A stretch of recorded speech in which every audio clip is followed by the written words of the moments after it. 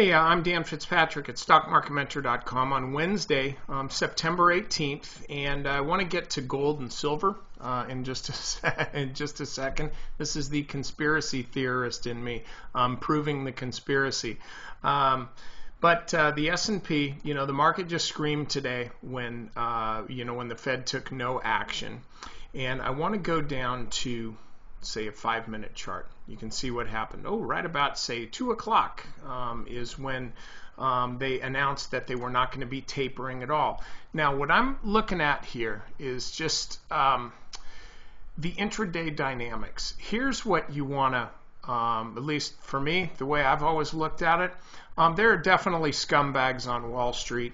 Any trader. There are also some really wonderful people there too. I know some of them.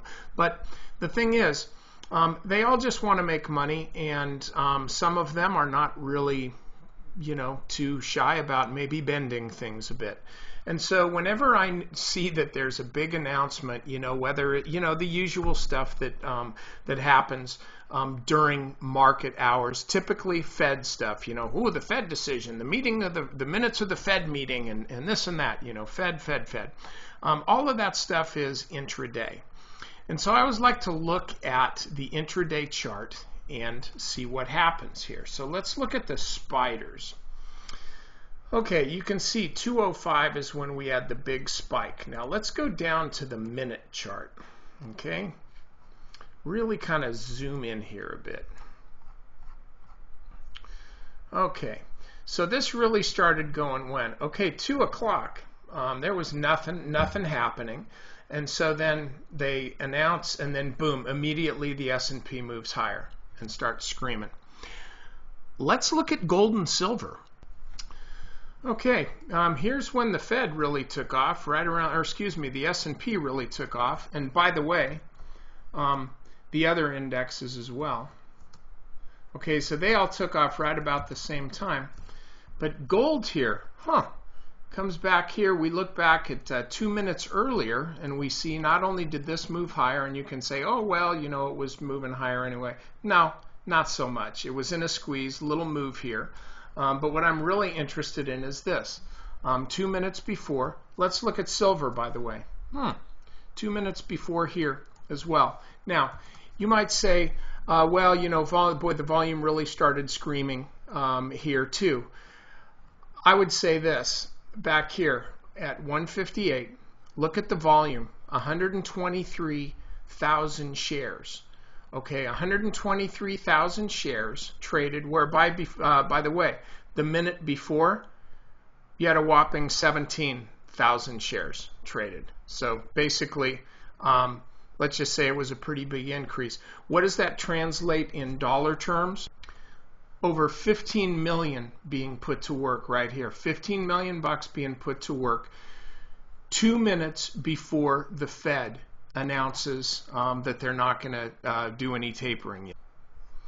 And just the bar before, so we got over 15 million, about $15.5 million dollars put to work right here 2 minutes before the Fed. 3 minutes before the Fed, you have like 2 million bucks. So the point is, if you think there's nobody that gets early information, I beg to differ with you. But here's the thing. Even with this, maybe this is an SEC thing, though I doubt it. I think they have more important things to do. What you really need to know is this. There was plenty of time, once you realized what was happening, there was plenty of time to get on board here with gold, or, my favorite, just for the retail guy, rather than buying gold by IAU, which is GLD divided by 10. It's got plenty of liquidity. And so once this starts moving, you can hop on board. I don't think it's too late, by the way, to buy gold. I think it's late because that was like kind of today's move at about 158. But you can go ahead and put some gold in your portfolio now. As I see it, this is a higher low. I think this is going to hold. Now, you'll hear a lot of gold bugs say, "Oh, well, see, this is the inflation thing. The Fed's keeping, they're too loose on their monetary policy. Gold is forecasting inflation." No, it's not.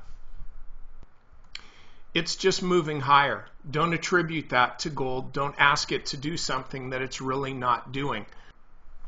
If that's your stance, gold has been forecasting inflation for a long, long time. Those guys that thought it was too. And then when gold started to trickle lower, then I thought, well, maybe not so much. So anyway, look to buy gold. Take it on any kind of weakness, anywhere down, say 128, 129 here on this. But also, don't believe that nobody gets early information, because you can see it right there in the gold chart, not in the S&Ps, but on the gold and the silver chart. Somebody had information a couple minutes early.